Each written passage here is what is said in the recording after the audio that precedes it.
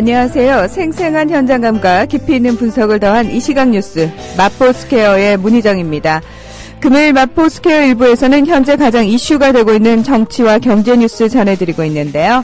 3월 17일 월요일 함께하는 마포스퀘어 일부 양정대 기자의 정가 이모저모로 시작하겠습니다. 한국일보 정치부 양정대 기자 연결돼 있습니다. 양 기자님 안녕하십니까? 네, 안녕하세요. 네, 오늘 뜬금없이 이 원자력 방호법 처리를 위한 원포인트 국회 개최 얘기가 나왔더라고요. 예, 말씀하신 대로 좀 뜬금없다고 얘기하셨는데요. 이게 정말 뜬금없이 얘기가 갑자기 나와서 조금 기자들도 좀 현장에서 취재하는 기자들도 좀 당혹스럽긴 했었는데요.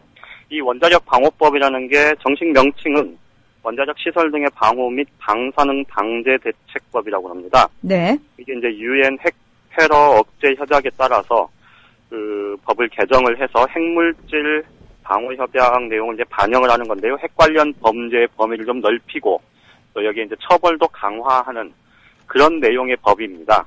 이거를 이제 이 법이 지금 왜 갑자기 이제 급부상을 했냐면요.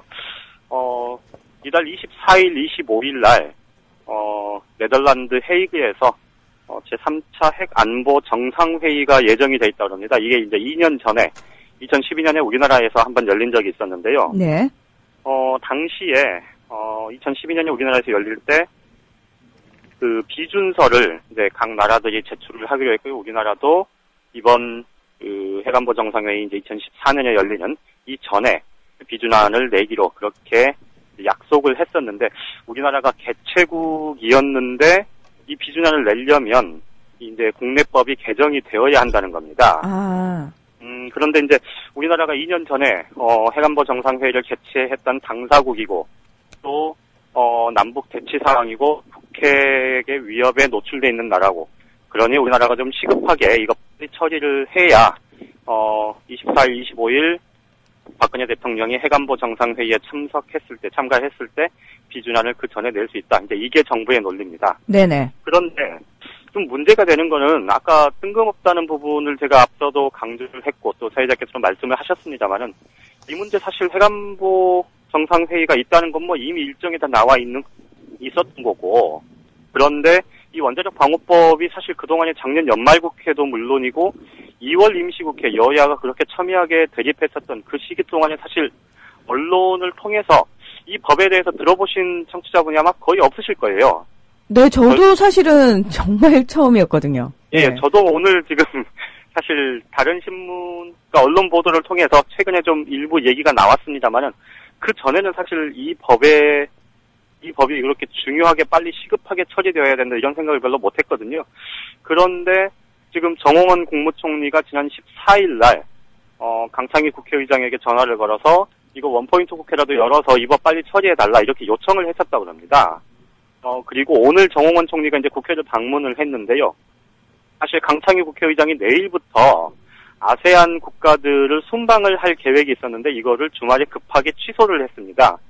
취소를 하고 오늘 여야 원내대표를 불러서 이 문제를 좀 논의를 했는데 결국 여야 원내대표 간의 협상에서는 이 원자력 방호법 그 처리를 위한 원포인트 국회는 일단은 아직 합의를 못하고 오전 회의에서는 일단 무산된 상태고요. 오후에 여야가 한 번 더 접촉을 하긴 한다 그러는데요. 그 결과는 좀 봐야 될 것 같은데 좀 몇 가지 짚어봐야 될 대목이 있습니다. 그러니까요. 이 번갯불에 콩볶아 먹듯이 그냥 처리를 해버리면 되는 법이 아닐 것 같거든요. 그렇습니다. 이게 이제 사실 내용상으로만 보면 이 법 자체에 있어서는 이 핵테러 위협과 관련한 이 문제의 범위를 좀 더 핵 관련 범죄의 범위를 넓히고 처벌을 강화하는 수준이라면 사실은 법안 내용 그 자체에 대해서는 여야 간의 이견이 있을 것 같지는 않습니다. 그런데 이제 문제는 이게 이제 정치적인 몇 가지 상황과 좀 연동이 돼 있다는 측면이 있는데요. 네. 이게 오늘 정홍원 국무총리가 강창희 국회의장을 이제 예방을 해서 이 법 처리를 요구하는 과정에서 이런 얘기들이 오갔습니다. 강창희 국회의장의 표현을 빌자면요. 저희도 전혀 모르고 있었고 2월 임시국회 때도 시급한 법안으로 올라와 있지도 않았었다. 이게 이제 강창희 국회의장의 워딩입니다. 그리고 강창희 의장이 이런 얘기도 했습니다. 지금 현재 53개국이 이제 비준안을 내기로 했는데 지금까지 처리를 한 나라가 16개국 뿐이라 그럽니다. 37개 나라가 아직 비준을 하지 않았고 그래서 강창희 의장의 표현을 빌자면 솔직히 말해서 금년 말까지 처리하면 되는 법안이다. 이렇게 얘기를 했고요. 여기에 대해서 정홍원 총리도 동의를 했다 그럽니다.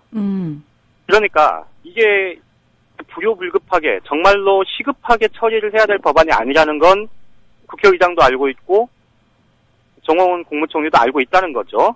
그런데도 이제 시급하게 처리를 지금 얘기를 하는 이유가 뭐냐면 앞서 말씀드렸듯이 2년 전 해관보 정상회의 우리나라가 주최국이었고 그리고 박근혜 대통령이 다음 주면 이제 해관보 정상회의에 또 3차 해관보 정상회의에 참가를 해야 되는데 그 전에 우리나라에서 좀 체면 치레를 위해서 이거를 좀 처리를 해야 되지 않겠냐 이런 겁니다. 이 체면 치레라는 말, 체면이라는 말이 정홍원 총리의 입에서 나왔어요.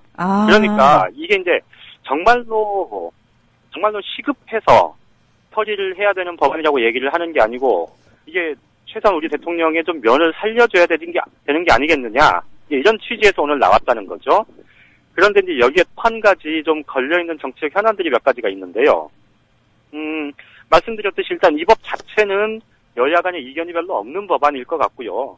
그리고 그렇게 당장 시급하게 처리해야 될 필요성이 급박한 그런 것도 아니라는 건 이제 이미 확인된 사실인데 다만 이 법이 지금 처리가 안 되고 지금 늦어지는 이유 중에 하나가 그런 게 있습니다. 지금 얼마 전에 방송통신위원장이 이제 교체가 되는 게 이제 확실해졌지 않습니까? 네.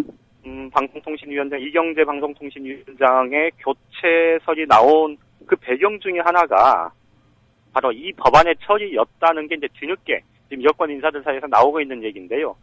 지금 미래창조 방송과학통신위원회인가요? 방송통신위원회인가요? 저도 좀 헷갈리는데. 아무튼 이 방위가 지금 법안 처리를 작년부터 거의 못하고 있는 상태입니다. 그런데 여기에 이제 몇 가지 현안들이 걸려 있는데 대표적인 게 바로 방송 구조 개편 문제거든요. 방송 구조 개편과 관련해서 지금 노사 동수로 편성위원회를 구성하는 것 이거를 두고 여야 그 방송 미방위 법안 소위에서는 여야가 합의를 했다가 지금 전체 회의에 이제 넘길 거를 앞둔 상태에서 종편을 가지고 있는 보수 언론들이 강력하게 반발하면서 이게 없던 일이 됐습니다. 새누리당이 이제 약속을 뒤집은 거죠. 그래서 2월 임시국회 때 처리가 안 됐는데 네. 그러다 보니까 당시에는 2월 임시국회 때 가장 중요했었던 이 방송 관련법 개정이 안 되다 보니 미방위가 올스톱 됐던 거거든요. 그 중에 함께 패키지로 처리될 그 예정에 있었던 법안 중에 하나가 바로 원자력 방호법이었다고 합니다. 그러니까 새누리당은 지금 설명은 뭐냐면 당시에 패키지로 묶여있던 법안이어서 그런 거지 이 법 자체는 굉장히 시급했었던 거다. 이렇게 지금 뒤늦게 설명을 하고 있지만 네네. 사실 뭐 납득이 잘 안 가는 얘기죠.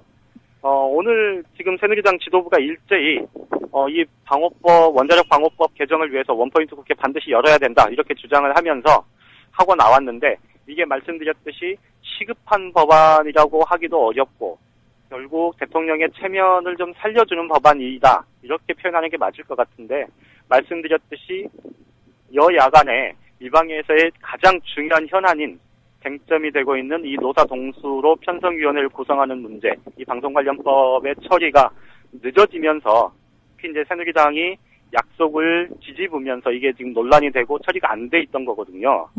그런데 이제 오늘 와서 지금 또 하나 얘기하는 건 이 문제를 갑자기 들고 나오면서 야당에서 그러면 기초연금법 이거 빨리 처리하자. 이거 굉장히 시급한 민생 현안 아니냐. 그리고 미방위 내에서 논의가 됐었던 이 방송 관련법도 빨리 처리를 해야 되는 것 아니냐. 이렇게 묶어서 패키지로 처리하자는 것에 대해서 새누리당이 또 거부를 했습니다. 그러니까 원자력 방호법만 처리하자는 거죠. 이건 결국 우리 대통령의 체면을 살려줘야 되는데 실제로 민주당이 반대해서 법안 처리 못해서 결국은 비준안을 못 내고 결국 우리 대통령의 체면을 구기게 됐다. 이런 이제 정치적인 좀 공세를 펼칠 수 있는 하나의 뭐랄까요, 좀 근거를 만들기 위한 뭐 그런 측면도 굉장히 커 보인다. 이렇게 말씀을 드려야 될 것 같습니다. 네. 그런데 이제 어쨌든 뭐 새누리당 정부 여당 쪽에서 원포인트 국회 얘기를 꺼냈으니 뭐 아직 이번 달이 이제 보름 한 열흘 정도 남았죠. 그 안에 기초연금법을 포함해서 이 시급한 민생 현안들을 논의하는 그 최소한의 논의 테이블은 좀 만들어졌다는 점에서는 뭐 오늘 뜬금없이 들고 나온 원자력 방호법의 좀 의미가 있었다 이렇게 볼 수도 있을 것 같습니다. 네, 그리고 다시 한번 그 새누리당의 꼼수에 대해서 저희가 좀 알게 되는 계기가 되지 않았나 그런 생각이 드네요. 예, 주말에 그 새정치민주연합 이 문제에 굉장히 많은 분들이 관심을 보였는데요. 근데 참 희한한 게요. 이 당원 단계의 뼈대라고 할 수 있는 창당준비위원회 규약 채택도 생략이 됐고요. 네네. 그러면 앞으로 이 당원 당규와 또 정강, 정책을 마련하는 과정이 참 순탄치 않을 것 같다라는 예상이 가능하거든요. 예, 그렇습니다. 어제 새정치민주연합 명칭이 이제 공식 명칭이죠. 이게 줄여서 이제 새정치연합이라고 하기로 했다고 그러는데요. 네. 어쨌든 이 청강 발기인 대회를 했었는데 말씀하셨던 대로 이 하나의 당이 만들어진다는 건 당은 정치적 결사체인 만큼 이 당이 어떤 지향을 가지고 있느냐 이거를 명확히 드러내는 게 뭐 첫째 우선 아니겠습니까? 그렇죠. 말씀하셨던 대로 이 당원 당규의 뼈대가 될 이 발기인 대회에서 그 창당 준비위원회 규약 채택 과정이 생략이 됐습니다. 물론 이제 여기저기서 나오는 얘기들도 미뤄보면 민주당이 그 주장해온 복지국가 건설 그리고 한반도 평화체제 구축 이 이제 큰 틀은 그대로 계승이 될 거다. 그리고 여기에 대해서는 무소속 안철수 의원 쪽 새정치연합 쪽에서도 큰 이견은 없어 보인다. 뭐 이런 얘기들이 나와서 앞으로 당원당규 또 정강정책 만들어지는 과정을 좀 지켜봐야 되겠습니다만은 그런데 조금 구체적으로 보면 정말 이게 그냥 단순한 신경전 차원이면 뭐 별로 이제 나중에 그냥 무난하게 지나가겠습니다만은 이게 단순한 신경전 차원이 아니고 실제로 생각하고 지향하는 바가 좀 같은 당의 울타리에 들어있기 어려운 그런 양상으로까지 좀 노선 투쟁 갈등으로까지 좀 번질까 이런 부분을 좀 우려하는 목소리들이 적지 않은 것 같습니다. 네. 실제로 보면 복지국가 건설과 관련해서는 이게 대체로 민주당 쪽에서 얘기하는 거는 2010년 지방선거 당시에 정말 큰 바람을 일으켰었던 무상급식과 마찬가지로 이 보편적 복지 쪽에 무게를 두고 있는 것 아닙니까? 그런데 여기에 대해서 지금 새정치연합 쪽에서는 보편적 복지와 선별적 복지의 전략적 조합 이렇게 표현을 하고 있거든요.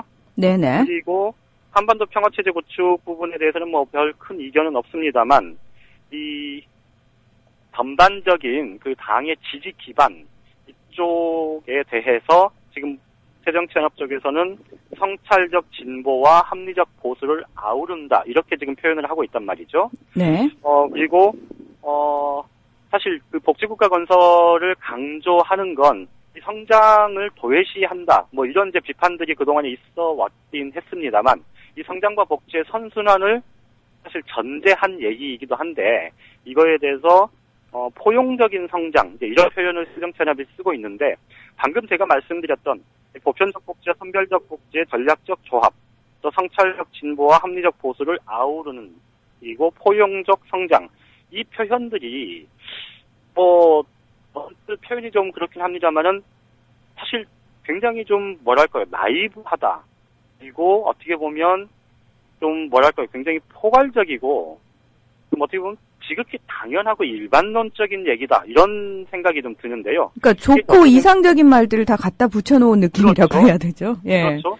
오늘 민주당 김기식 의원이 이런 얘기를 했다고 합니다. 아니 세계 어느 나라 정당에 보수와 진보를 모두 아우르는 정당이 어디 있느냐 이런 표현을 썼다고 그래요. 네. 그런데 이게 지극히 타당한 지적인 게 사실은 이 보수와 진보의 기준을 어디에 두느냐 그 자체가 뭐 논란이 되기도 하겠습니다만 여러 정당들이 있다는 건 그 정당들이 갖고 있는 지향과 가치 또 노선 이런 것들을 기준으로 해서 서로 다른 생각들을 갖고 있고 이걸 국민들에게 어떤 구체적인 정책으로 표방을 해서 지지를 얻음으로써 권력을 획득하는 그리고 권력을 얻게 되면 자신들이 생각했던 노선과 정책 이런 것들을 통해서 아주 구체적인 그 행정 절차를 통해서 이제 정책을 펼쳐나가고 이것이 국민들한테 비판을 받게 되고 외면을 받게 되면 정권을 잃게 되는 거고 그것이 지지를 받으면 계속해서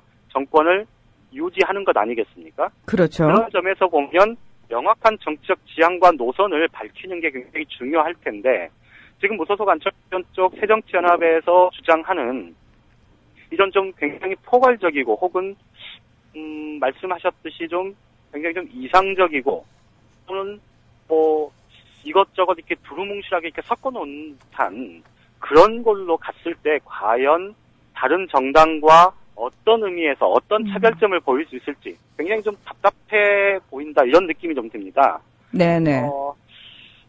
달리 얘기하면 사실은 새누리당과 민주당이 이제 진보 진영 입장에서 보면 사실 양쪽에 정책적인 큰 차이, 노선상의 큰 차이가 없다. 이런 지적들을 하는 목소리도 굉장히 많지 않습니까? 네. 민주당을 보고도 중도 보수 정당이다 이렇게 지적을 하는 사람들이 많은데요.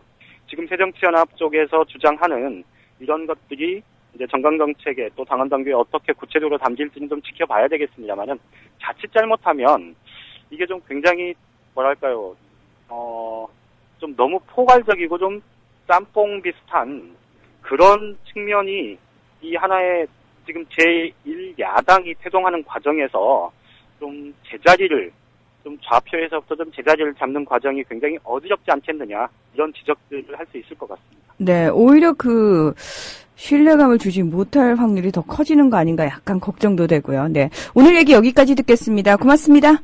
예, 고맙습니다. 서울은 대박 도시가 돼야 됩니다. 그러나 지금 서울은 이대로 가다가는 쪽박이 될 겁니다. 정미홍 새누리당 서울시장 예비 후보의 경선 참여 선언. 그중 주목되는 한 부분이 있었는데 박원순 시장의 행보에 우려와 당혹감을 감추지 못하고 있습니다. 취임사, 또 2번의 신년사, 취임 1주년 기념사 어디에도 대한민국이라는 단어가 한 번도 나오지 않습니다. 이게 우연이겠습니까? 대한민국이라는 네 글자는 자기 정체성에 대한 고백이 담겨 있는 것입니다. 그렇다면 다른 시장의 신년사는 어땠을까? 존경하는 시민 고객 여러분, 동대문 운동장이 본격적으로 흘리기 시작해서 동대문 디자인파크 조성 사업이 속도를 낼 것이고 서울의 상징 가로가 될 광화문 광장 조성 사업도 시작합니다. 한강 르네상스 사업은 여의도, 난지, 뚝섬, 반포 등 4개 지구에서 공사가 시작되어서 한강이 서울의 랜드마크로 거듭나기 위한 대장정을 시작하게 됩니다. 오세훈 시장 총 5번 신년사를 할 기회가 있었는데 2007년과 2011년은 대한민국을 단 한 번도 언급하지 않았고 2009년에는 딱 한 번 언급한 정도. 이명박 서울시장은 어땠을까? 확인된 3번의 신년사 중 2006년 것을 보면 그 역시 단 한 번도 대한민국을 언급한 바 없었으니 이게 우연이겠습니까? 혹시 박원순 시장은 대한민국이라는 표현을 부끄러워하는 것일까? 각종 인터뷰를 살펴보자면 저는 이미 이제 조사를 해보시면 아시겠지만 서울시장 첫 취임하는 때부터 지금까지 제가 일관되게 말씀드린 게 서울시장이라는 자리 자체가 1000만 명의 대한민국 수도를 말하자면 책임진 자리잖아요. 예. 정미홍 예비 후보가 보는 박원순 시장의 문제점. 300조 원 경제 규모의 거대 도시를 올빼미 버스, 마을 공동체 사업, 협동조합 육성, 이런 구멍가게식 발상으로 끌고 가고 있는 자기들끼리의 아름다운 생각 때문에 그렇습니다. 대형 발전기와 필요한 크레인이 아니라 호롱불과 호미로 맞서겠다고 하는 꼴입니다. 마치 답변이라도 되는 듯한 박원순 시장의 2014년 신년사 내용. 그런데 어떤 사람들은 이렇게 말합니다. 소통과 참여, 거버넌스는 과정일 뿐이라고. 좋은 것은 알겠지만 밥이 되고 돈이 되고 일자리가 되지는 않지 않느냐고. 당장 삶의 벼랑 끝에 놓인 민생을 살리는 복지나 경제는 되지 못한다고들 지적합니다. 과연 그럴까요? 독일에서 8번째로 큰 도르트문트시는 1990년대 말 대형 철강 회사인 티센크루프가 중국으로 이전하면서 도시가 몰락 위기에 처했습니다. 직원 3만 명이 한꺼번에 일자리를 잃었고 도시는 시민들의 시위로 마비됐습니다. 고심 끝에 도르트문트시는 시장 직속으로 시민 소통 기구를 만들어 일주일에 한 번씩 소통을 시작했습니다. 10년의 세월이 지난 지금 도르트문트시는 일자리 1000만 개를 만들었고 IT, 나노, 물류, 전기차, 바이오 이런 첨단 산업의 중심 도시로 우뚝 섰습니다. 소통이 경제를 살리고 도시를 회생시키는 기적을 만든 것입니다. 서울시도 마찬가지입니다. 소통과 참여, 민관 협력을 통한 거버넌스가 서울시의 예산을 절감시켰습니다. 소통의 경제적 효율성을 높인 것입니다. 이 정도면 소통이 곧 복지고 경제라고 이야기해도 되지 않겠습니까?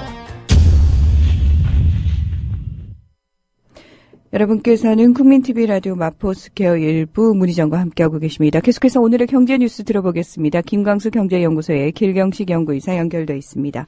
이사님 안녕하십니까? 네, 안녕하세요. 예, 시간이 조금 짧은데요. 네. 예.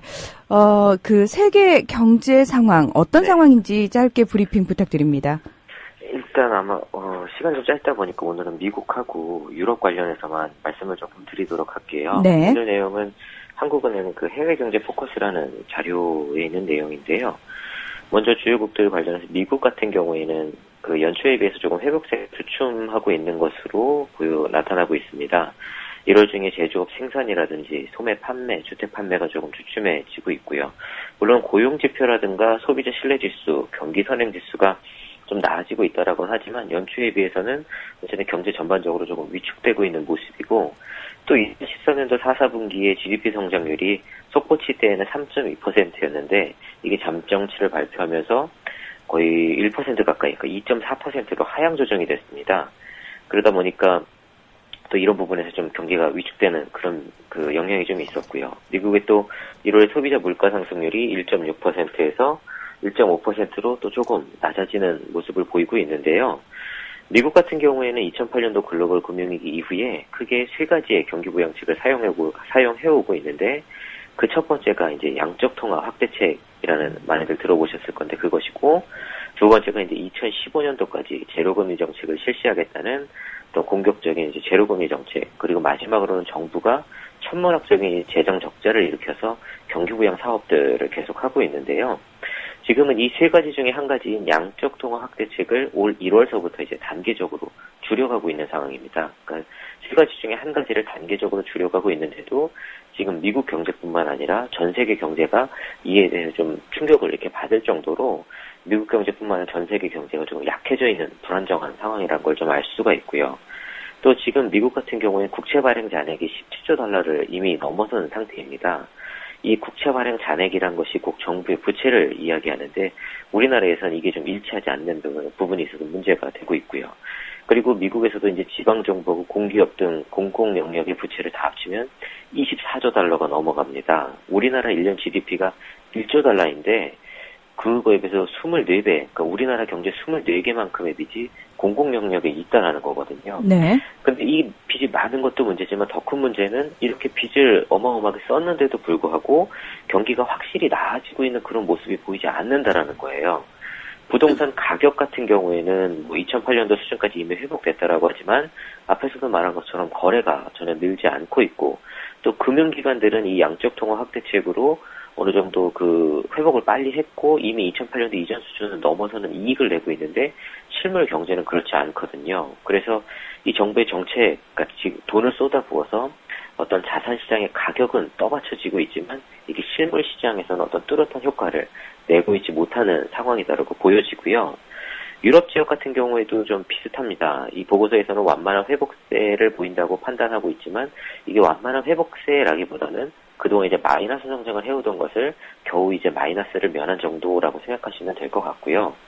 GDP 성장률이 3분기 연속으로 뭐 플러스 성장을 보이고 있다라고는 하지만 제조업 구매 관리자 지수 같은 경우에는 기준치, 그러니까 50 정도를 좀 넘어서고는 있지만 그 부분에 계속 하락을 하고 있는 추세를 보이고 있고 실업률도 12%를 넘는 높은 수준을 계속 지속을 하고 있습니다.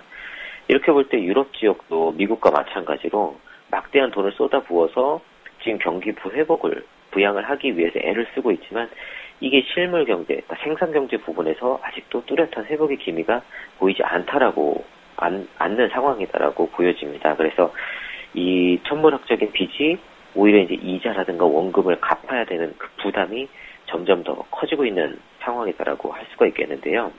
뭐 일본도 마찬가지고 중국도 마찬가지로 경제가 계속 좀 위축되는 상황을 보이고 있습니다.